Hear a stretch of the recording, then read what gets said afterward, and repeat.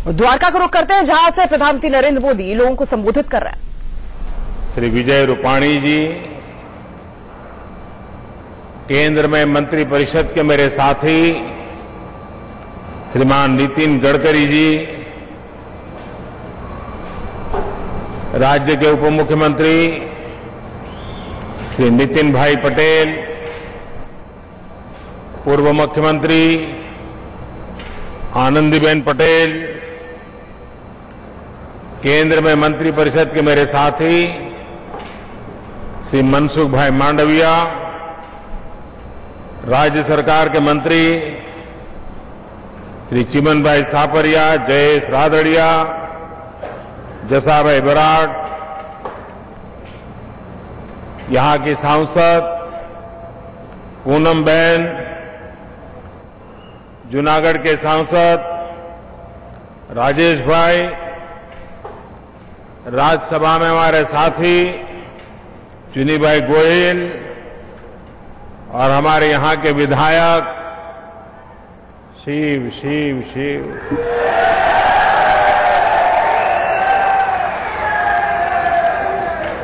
प्रभुभा और विशाल संख्या में पधारे हुए मेरे प्यारे भाई और बहनों,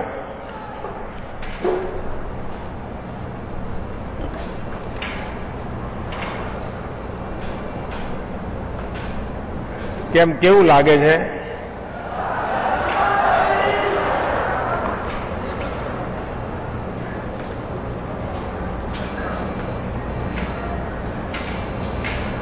आज मैंने द्वारका का मूड ही कुछ और देखा।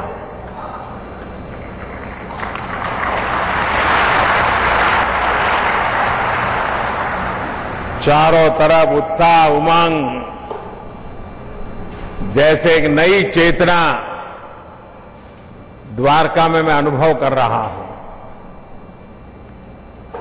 मैं द्वारका वासियों का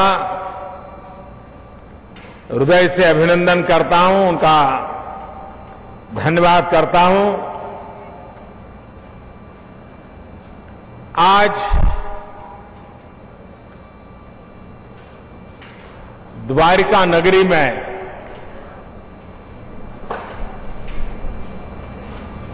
जिस काम का आरंभ हो रहा है वो सिर्फ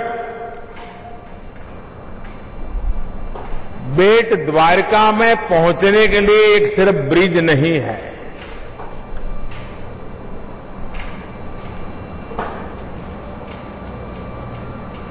सिर्फ एक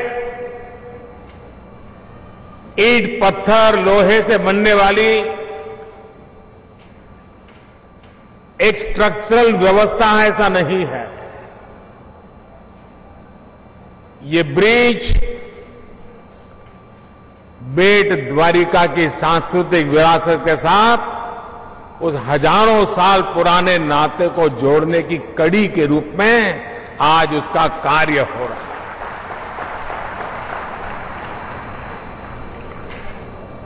जब भी मैं बेट आया करता था और वहां के बीच को देखता था, निर्मल जल देखता था, टूरिज्म की अपार संभावनाएं देखता था,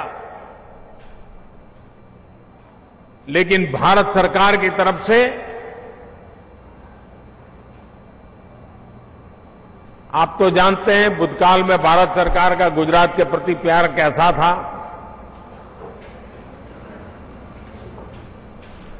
कितनी कठिनाइयों से हम समय बिताते थे, मुझे बराबर याद है।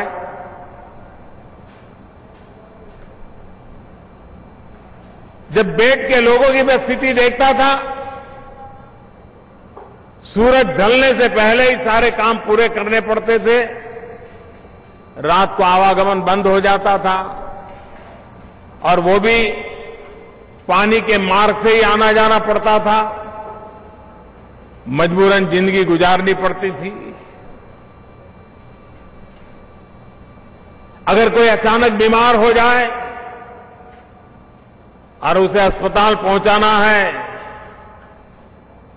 और अगर वो रात का समय हो तो कितनी दिक्कत होती थी, वो मेरे बेट के प्यारे भाई बहने भली भांति जानते हैं।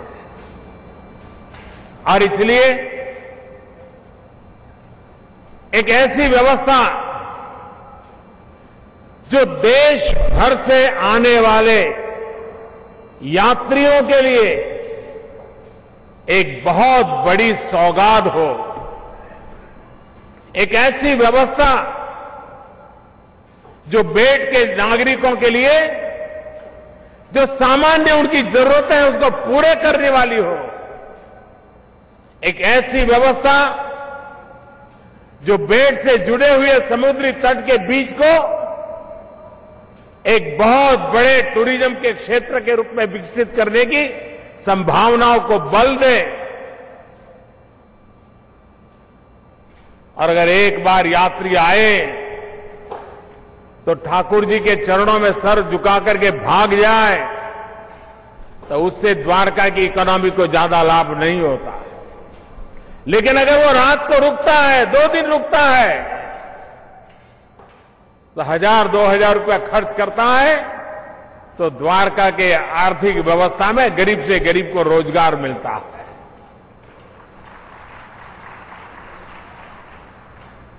लोग द्वारिका आते हैं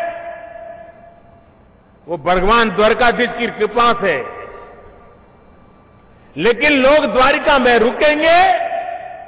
वो अगर हम व्यवस्थाएं खड़ी करेंगे तो रुकेंगे। और इसलिए हमने विकास को वो प्राथमिकता दी है जहां यात्री आए उनको रुकने का मन कर जाए, 1-2 दिन बिताने का मत कर जाए, समुद्र की लहरों के सामने शाम बिताने का मन कर जाए, ढलते हुए सूरज को देख करके मन प्रफुल्लित हो जाए, ये वातावरण पैदा करने के लिए निरंतर एक सरकार प्रयास कर रही है।